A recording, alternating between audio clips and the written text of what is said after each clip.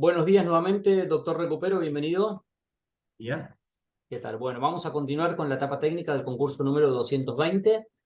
En este caso va a ser su examen oral y presentamos nuevamente al jurado de este concurso a la doctora Silvia Tanzi y al doctor Fernando Vicini. Bueno, doctor, usted sabe, tiene 15 minutos para exponer el tema que ha elegido, ¿sí? Y posteriormente la doctora y el doctor le van a hacer las consultas pertinentes. ¿Está bien? Perfecto. Bueno, lo dejo con el jurado y suerte, doctor. Muchas gracias. Bueno, te escuchamos. ¿Qué tema eligió? Bueno, voy a exponer sobre cuantificación del daño, la dificultad de su revisión en la cámara de operaciones. Bueno. Empiezo. Ujú. En primer lugar, voy a clasificar las diferentes formas que existen para cuantificar el daño. Tenemos una cuantificación del daño legal, judicial o convencional. La convencional sería la típica cláusula penal que se combina en un contrato, por el cual las partes estipulan los modos que puede generar y los montos que puede generar el incumplimiento de ese contrato.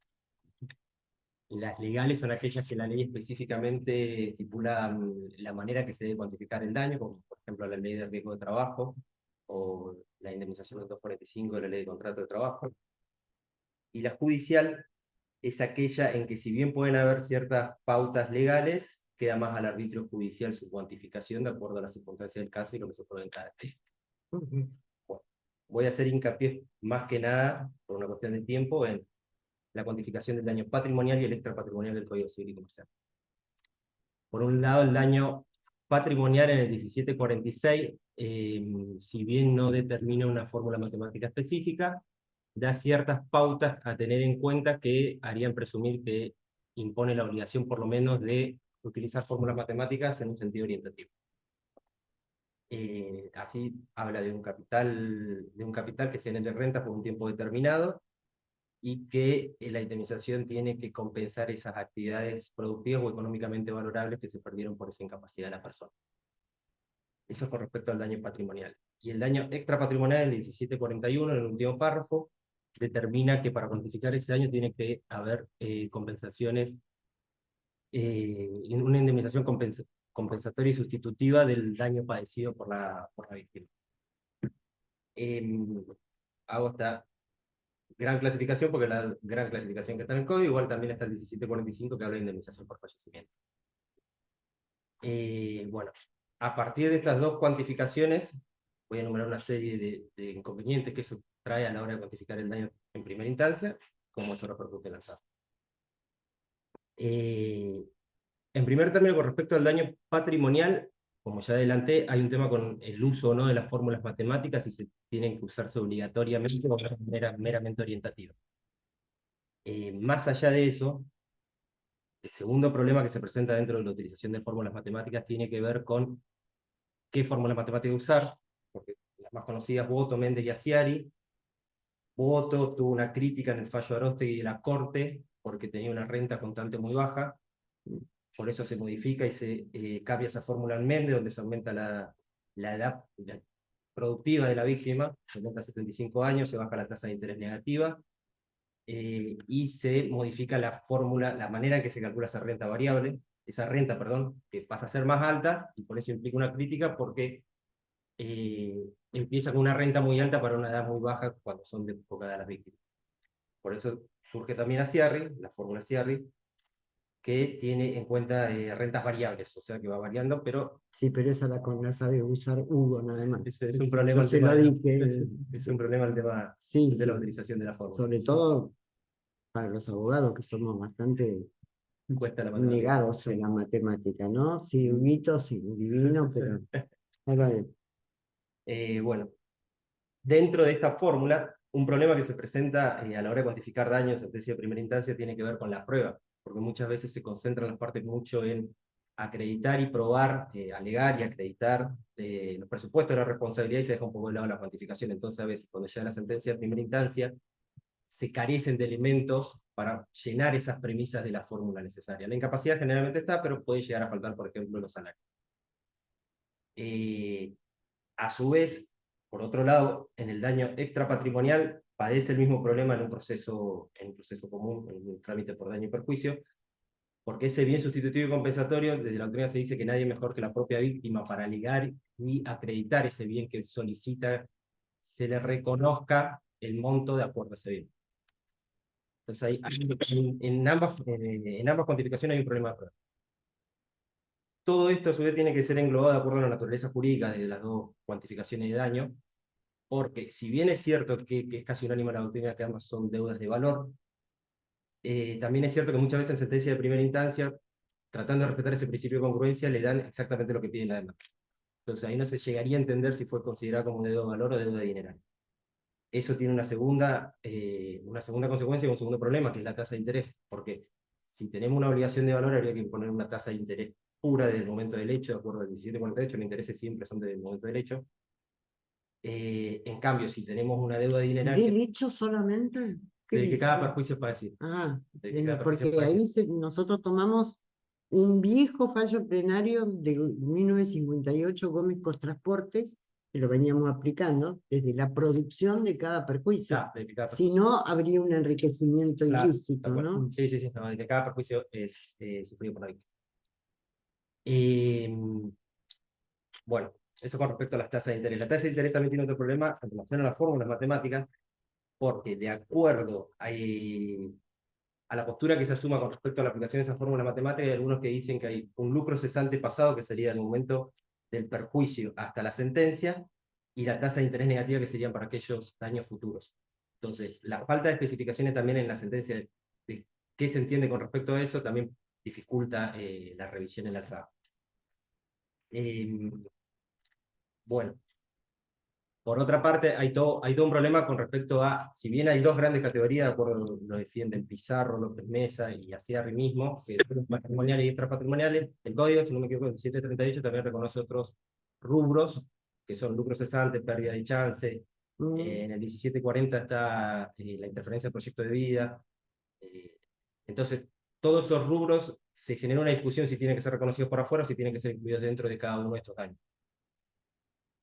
Todos estos temas, para no hacerlo más largo, todos estos temas se cristalizan en el momento del dictado de la sentencia de primera instancia porque muchas veces falta fundamentación o adecuación respecto de la pauta o la postura que toma el juez de primera instancia respecto de acuerdo a la circunstancia de cada caso que se reclame y de acuerdo a cada rubro que se reclame. Entonces, muchas veces existen fundamentos en la sentencia de primera instancia que son lo que Aciarri llama como argumentos comodines, que se detallan un par de se dice, por ejemplo, de acuerdo a las circunstancias del caso, la víctima lo ha hecho probado, reconozco tal suma por el importe de tanto. Eso sería un argumento comodín porque sería un silogismo formalmente válido, pero esas mismas premisas justificarían cualquier otro monto. Entonces, de alguna manera ello podría llegar a violar el artículo 3 del Código Civil y Comercial, de una sentencia razonablemente fundada, o el 28 de la Constitución del principio de razonabilidad. Pero en Nación está el 165 Claro, del entonces, Código y acá también. Procesal, Sí, sí, sí, no, acá que tenemos. tenés todo el argumento legal que Exacto. habla de tener en cuenta las circunstancias particulares del caso y las condiciones de la víctima. Así que yo yo lo aprecio mucho a Hugo, pero no estoy tan de acuerdo en que es tajante la cosa, ¿no? De ya caer en una sentencia, porque si me invoca el artículo 3, está hablando de una sentencia arbitraria, ¿no? Claro, claro. Sí. Yo Sí, creo que sí. depende de cada sentencia, pero es un problema que se puede llegar a presentar, porque a lo que voy con esto, que esa falta de argumentos tangibles con respecto al monto, de alguna manera perjudica ese derecho a recurrir de la parte y por ende su derecho de defensa, y por consiguiente dificulta de alguna manera cómo la Cámara de Apelaciones va a analizar esa posible apelación respecto a la notificación del daño. Bien, porque llegado a la Cámara, tenemos otro problema que es el principio de congruencia procesal, donde la actuación de la Cámara se encuentra aún más limitada. Sí, obvio, claro. Entonces tiene que analizar los fundamentos de la sentencia, analizar lo que se pidió en demanda y se contestó, y analizar el agravio como límite de su intervención. Entonces muchas veces eso, en gran parte, cuando llegan montos así, fundados así con estos argumentos, se complica esa revisión inversada. Se complica porque tampoco la parte de argumentos que contraían de una manera razonada esa decisión. Entonces queda mucho en la facultad judicial del juez de primera instancia. Ahora, ¿Cómo se puede resolver en la alzada? Sin llegar a un extremo de una nulidad, que por ejemplo Peirano entiende que se puede decretar una nulidad parcial de sentencias. Él lo lleva más a costas, cuando no están fundadas las costas. Pero... Porque ejerce la profesión, por eso. claro. Claro, cada uno mira su...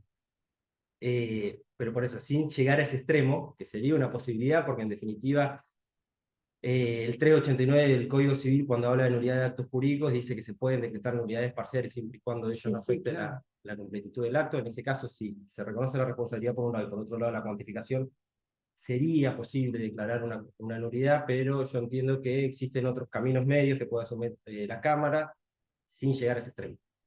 Claro, porque la nulidad siempre es la máxima sanción, ¿no? Correcto, sí. Y que tiene que ser vista con criterio restrictivo, ¿no? Sí. Si no, ningún fallo nunca podría quedar verdaderamente firme. Si voy a estar planteando la nulidad de todo lo actuado, como decían las abogadas. Exacto. Una de las posibles soluciones, dejando de lado la nulidad, podría, en principio, yo entiendo cuando el actor apela un monto por ser bajo y el mismo actor no alegó ni acreditó durante el proceso, ¿por qué debería ser un monto mayor? Parece que una primera solución válida para justificar además esa facultad que tiene el juez de primera instancia por el 165 sería confirmar la decisión de primera instancia, porque fue la misma parte quien tenía los elementos, tenía la posibilidad de alegar y acreditar durante el proceso esa cuantificación y no lo hizo. Entonces, es contradictorio que después venga a apelar un monto que tampoco se preocupó en probar. Entonces, en principio, si el actor es quien apela por ser baja, se podría resolver de esa forma. Por otro lado, también sería importante que lo hace la Cámara, pero dejarlo bien claro, mediante el uso del precedente, la diferente naturaleza jurídica que le otorga a todos los tipos de cuantificación e indemnizaciones, dejando claro que son obligaciones de valor de acuerdo al 772, y fijando ciertas pautas que va teniendo en cuenta en cada caso para que a futuro, con ese valor del precedente, las partes puedan saber qué acreditar. Entonces, sin llegar al extremo de que la fórmula matemática sea algo obligatorio, sería interesante que se adopte una fórmula y se justifiquen por qué las premisas también, por qué cierto baremo para la incapacidad, bueno, al adoptar una fórmula también se va a variar la edad de la víctima. Todas esas cosas como para fijar un panorama futuro para próximos reclamos de daño y perjuicio. Ello no significa que la utilización de la fórmula matemática en sí misma va a ser obligatoria, va a ser orientadora. Pero ante la falta de otra constancia en la causa, podría ser interesante para fundar lo más posible esa cuantificación. Por otro lado, con respecto a la cuantificación del daño extrapatrimonial, el viejo daño moral, existe una idea, estamos hablando de procesos donde no hay prueba ni alegación de la parte, sino simplemente una petición de daño moral por un monto. En esos casos sería interesante una solución que propone Quadri, que es la tabulación de esos daños extrapatrimoniales, que él habla de, en casos similares, de acuerdo al padecimiento de la víctima, empezar a fijar precedentes de qué bien sustitutivo compensatorio sería ideal para esos casos. Eso serviría orientativamente para razonablemente solucionar ese problema.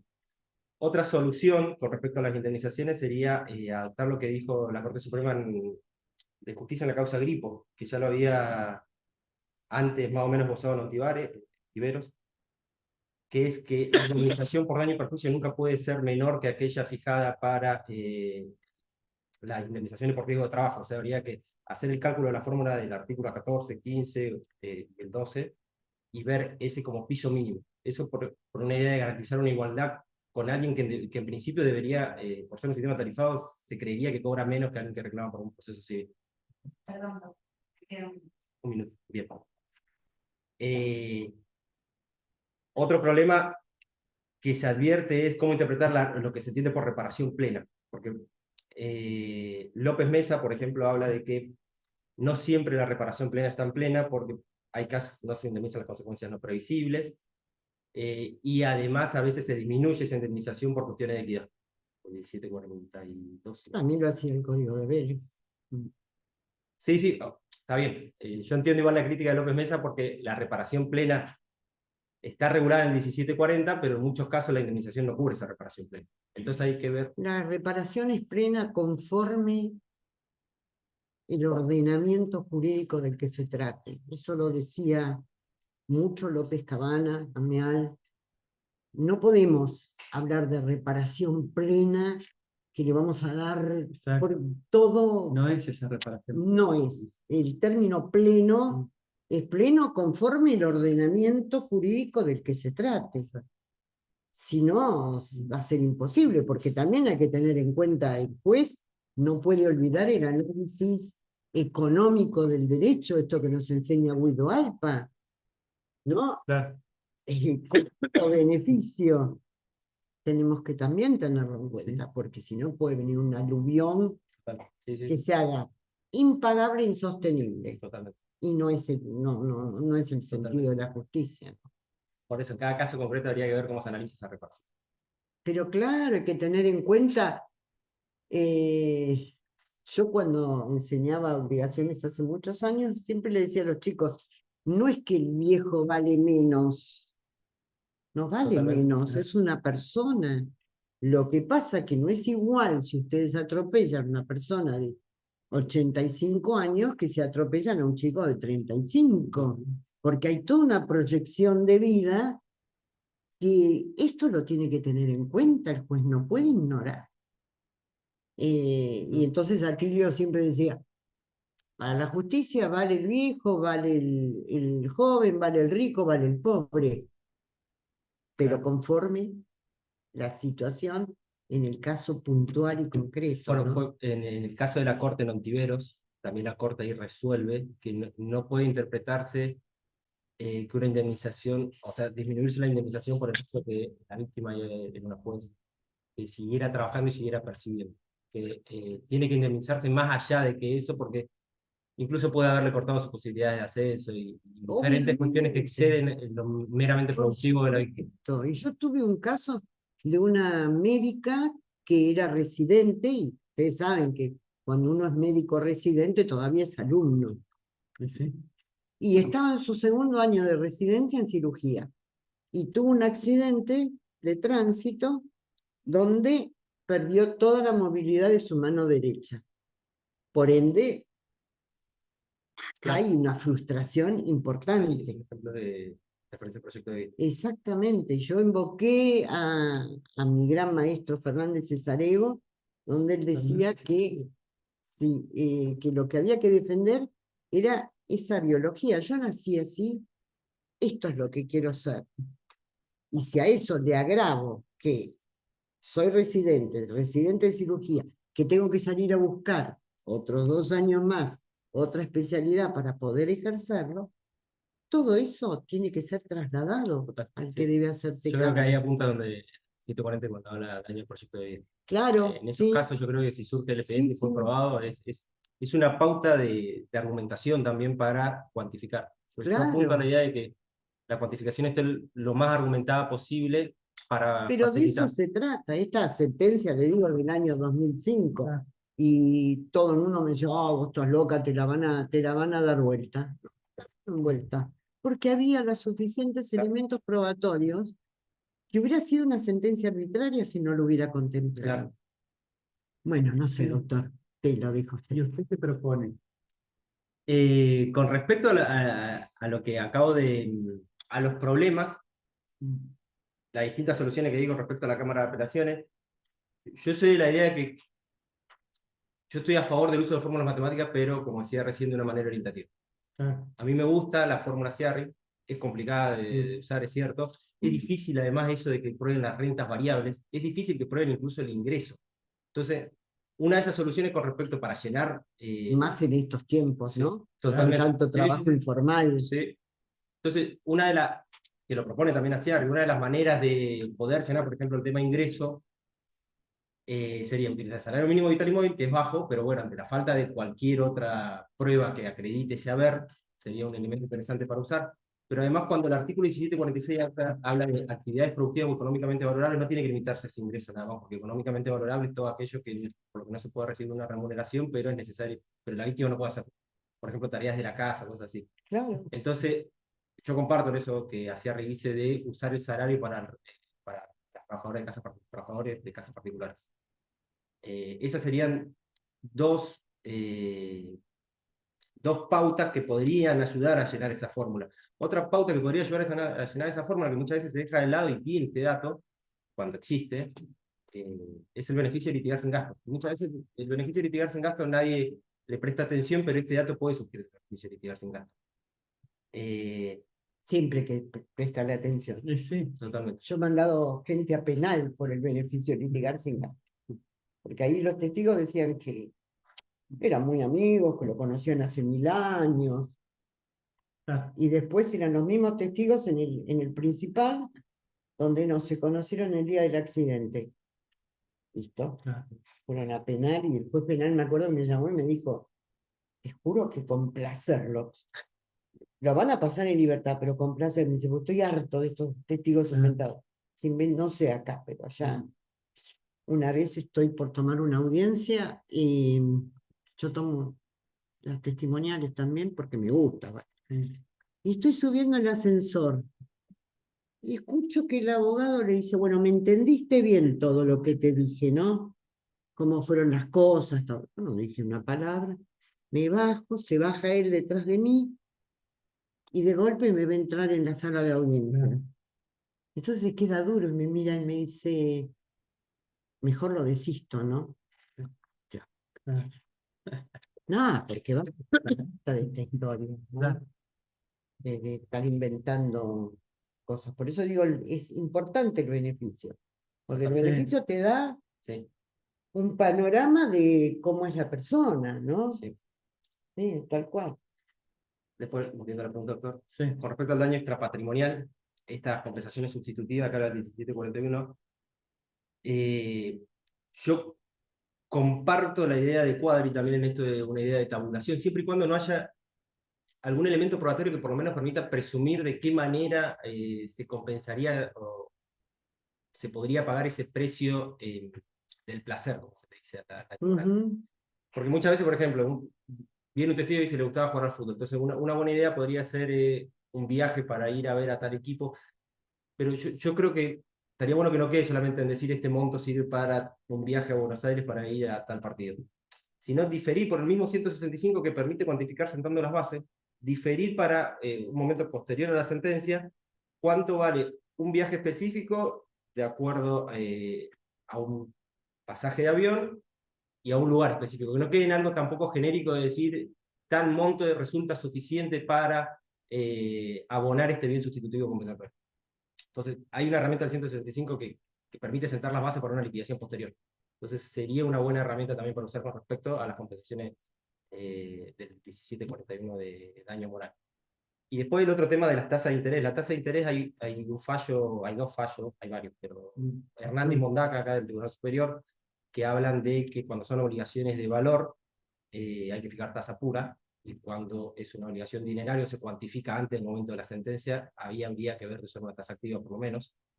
También está el fallo Alarcón de la Corte, que no lo dice específicamente, pero como que deja entrever que como se había condenado a una obligación de valor, el tribunal debía fijar qué tipo de tasa aplicar, como que da a entender que la tasa activa era accesible.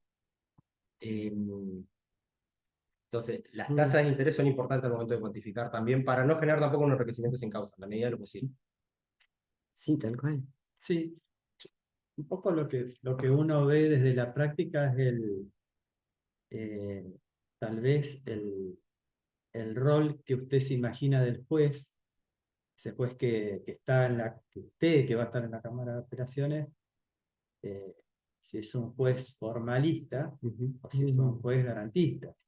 Sí, eso influye mucho. Sí, ¿No? sí, sí, influye mucho. Porque, digamos, si es un juez formalista, te va a decir, yo soy un árbitro de tenis, Sí. Total. adentro o afuera, si la parte no me lo planteó, y uno en la práctica lo que ve es que, digamos, nosotros en Cámara de Neuquén fuimos uno va como evolucionando, siguiendo un poco lo que usted decía, de cómo puede ser que yo para una reparación integral estoy dando una indemnización inferior a una sistémica. Claro. ¿No? Sí, total. Entonces, todo eso como que dispara, bueno, vamos aumentando tasas, qué sé yo.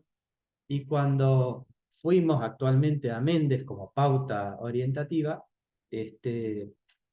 ahí yo ya venía diciendo, bueno, si los abogados ven que hay una fórmula mejor y aportan los elementos para... No tuve un solo caso. No tuve un solo caso donde hayan aportado mayores elementos para que yo pudiera utilizar a cierre. Claro, ese es el problema de cierre, generalmente. Falta mucho datos. Entonces, en la práctica uno va viendo que este, No, incluso gente como Sebastián Picasso, que era muy seguidor de la fórmula Ciarri, que es el actual presidente de la Cámara Civil, ah, ahora ya dicen los fallos. Si bien no desconozco la fórmula del Código Civil y Comercial, no es menos cierto que claro, las circunstancias te llevan a que tenés que hacer todo un trasfondo matemático muy complicado, no siempre tenés los elementos y a no, veces te da mucho menos, porque alguna vez hicimos la prueba, nos dio menos de lo que nosotros, claro, porque yo no me baso ni como algunos, como los laboralistas que se basan en los baremos claro. o en el punto. Las compañías de seguro te dicen, ¿Cuánto está el punto? El valor de Claro, ¿Qué claro, punto? Le digo, es un ser humano, ¿no? Que claro, no es claro. un punto. tal cual. Bueno, te dijo a vos. Vos hablabas del precedente, ¿no? Sí. Ese precedente, bueno, en Neuquén, de acuerdo a la legislación que tenemos, hay una doctrina legal, ¿no? Con respecto a cuantificación. No, en general, es decir, Sí, ¿no? por ejemplo, saliendo un poquito de acá, digamos, la doctrina legal estaría la legislación provincial en el Tribunal Superior Claro. de Justicia cuando se pide sobre determinados temas, dice, bueno, acá la Sí, línea es tal. ¿Vos considerás que vos, en tu caso, como integrante de la Cámara de Apelaciones Provincial, podrías construir con tus colegas una doctrina legal? Y en Legal. ese caso, ¿y en qué caso? Principio legal no, sería solamente orientativo. Porque en el momento que yo intente construir de acuerdo a diferentes precedentes y llegue al tribunal y me fije su doctrina legal, ahí estoy obligado a seguir. Claro. Sí o sí tengo que seguir. Yo creo que en principio ayudaría a empezar a sentar ciertos lineamientos para que las partes puedan seguirlo en procesos futuros, pero soy consciente que en el momento que el tribunal diga lo contrario, por ejemplo, Claro. el caso más emblemático de hace poquito es Retamales. Retamales había postura diferente acá en la Cámara de Neuquén, postura diferente en la Cámara del Interior. Llegó Retamales y hizo Claro, diferente a todos. claro. Entonces, desde ese momento nosotros ya empezamos a sacar lo que llegaba pelado todo con Retamales. Claro. Por más que a veces se dejaba la salvedad que nosotros teníamos otra postura, se aplicaba Retamales.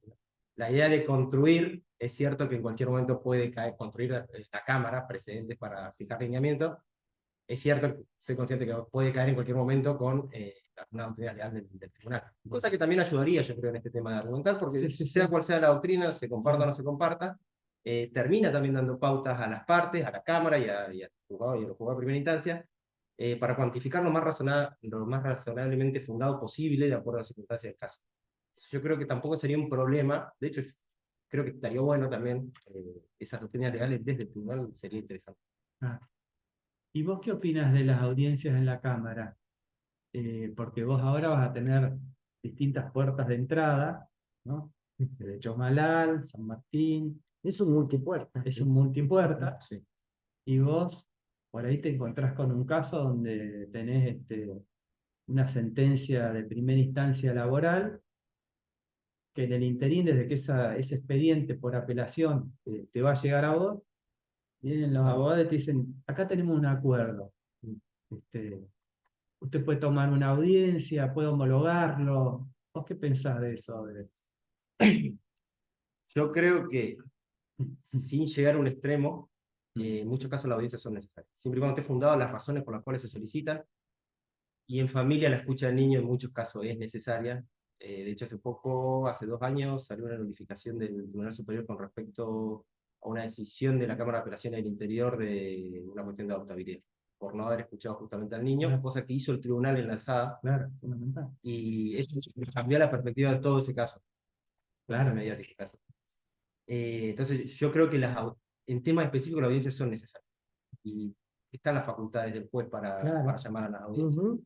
Más en familia posiblemente, pero pueden haber casos laborales que incluso se justifiquen Sí. por la vulnerabilidad del trabajador, que llegan a un acuerdo, Exacto. cobraría más rápido y no sería necesario seguir litigando cuestiones que quizás le insumen 1, 2, 3 años más con el tema de inflación en Argentina y todo eso. Entonces, yo sería más, tendería más a abrir ese tipo de audiencia cuando hay personas. Claro.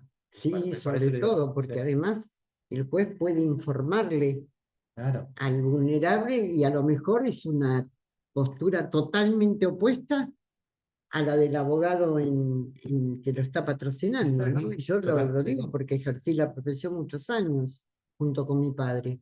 Claro. Y bueno, por ahí el abogado dice, no, no te conviene, no, sí, Fíjate vos lo que decías, la importancia que en cuestiones de familia a vos te va a tocar resolver conflictos que no están terminados. A Total. diferencia de lo que pasa en otras materias, que vos exacto, Sí. estás mirando ahí una situación para resolver. En exacto. familia, por ahí te llega una apelación de un alimento provisorio y vos estás viendo qué resolución vas a dictar y después te enterás que están arreglando el definitivo. Claro. Sí, Sí, sí, es algo que cambia, no, sí, que cambia no se hace esa cosa jugada tan como permanentemente. en otros procesos. Familia, Ujú. por eso, para mí familia Es muy es lo más especial. importante para el tema de... Sí, pero también para los trabajadores, ¿no? Sí. No no olvidemos que ellos de pronto no tienen noción, saben que hay una ley, saben que hay que cumplirla, Claro. pero no tienen noción acabada de lo que es más favorable a su Ujú. persona, su familia. Sí. Es importante que el juez también le Sí, transmita. agilizaría mucho, ¿no? Esto de el juez como director del proceso, sea de primera, sea de segunda, el juez que se involucra, no como que, Claro. como decía el doctor, sea un árbitro de Ujú. tenis que va de un lado para el otro mirando. Claro. No. Llegó la hora en que la justicia tiene que Sí, por eso yo creo que la sacar. idea de fijar lineamientos también en diferentes temas, más allá de lo alegado por las partes, sale un poquito de eso, es meramente director, no me lo probaron, no me lo alegaron, no lo Claro. acreditaron. Yo creo que sale un poquito de esa idea de más del maravilloso del director del proceso Claro. y se acerca un poquito más a un juez más activista, quizás sin llegar a extremo, obviamente, pero... Claro. No, por supuesto, Sí. ningún extremo es bueno. No. Claro, de hecho te lo marca el Código Civil y Comercial. Es Claro. como que ya se mete en un rol del Y, juez. claro, por ejemplo, con la posibilidad que tiene de avisar a las partes que va a aplicar cargas probatorias dinámicas. Claro, Es que es fundamental. Después la discusión es dónde se lo avisaría en el proceso, claro. pero Pero es una herramienta interesante para utilizar. las cargas probatorias dinámicas de la cual Peirano es autor, Ujú. en el marco de la responsabilidad profesional es Ahí sí, claro. importantísimo, Sí, sí, sí. porque ¿quién va a estar en mejores condiciones de acreditar que no sea el profesional? Cualquiera, arquitecto, abogado, médico, ingeniero, Total. está mejor que la parte. Claro, y bueno, con este artículo el código va más allá porque no lo limita a eso, nada. Eso da la No, por posibilidad. supuesto. Después, quizá la primera providencia, habría que ver en qué momento le informa a las partes, pero es una herramienta útil también para Muy esta idea de un juez útil, sí, sí, más activista. Un por poquito más activista y no supuesto. tan directo. Bueno, ¿está bien? Sí, está bien. Muchas gracias, doctor. Muchísimas gracias, un No gusto. se olvide los lentes. Gracias.